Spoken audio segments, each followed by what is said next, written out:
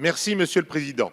Beaucoup d'interventions, on va dire des interventions raisonnables de personnes qui sont contre ce projet de loi, s'expriment par rapport aux abeilles. Et ça, c'est un vrai enjeu. Là, c'est l'agriculteur qui vous parle, l'agriculteur qui a lui-même utilisé à un moment donné des néonicotinoïdes et qui arrête et qui est multiplicateur de semences, donc qui a besoin d'abeilles pour sa fécondation de ses plantes.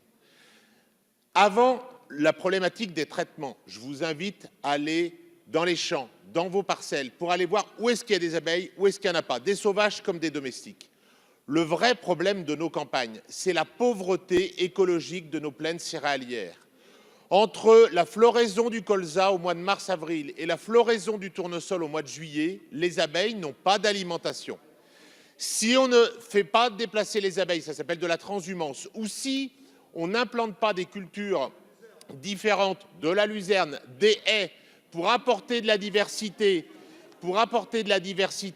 Et donc, ce qui est important, Madame la députée, tout à l'heure, vous avez cité, c'est une solution, ce projet de loi court-termiste. Et vous avez raison, c'est à court terme, vous avez entièrement raison, à court terme, on donne une voie de sortie aux betteraviers. Mais à moyen terme, j'attends du ministère de l'Agriculture qu'on s'engage de façon volontariste sur des solutions qui vont donner de l'alimentation. Et quand on donne de l'alimentation aux abeilles, on en donne à tout un tas d'autres insectes et à leurs propres prédateurs, par exemple pour le puceron. Donc il faut travailler sur la diversité de nos campagnes, sur la diversité des ressources mellifères pour les abeilles. Et là, on aura vraiment avancé. Donc il faut dépasser cette problématique-là pour élargir le champ de notre vision sur ce sujet-là. Il faut vraiment être...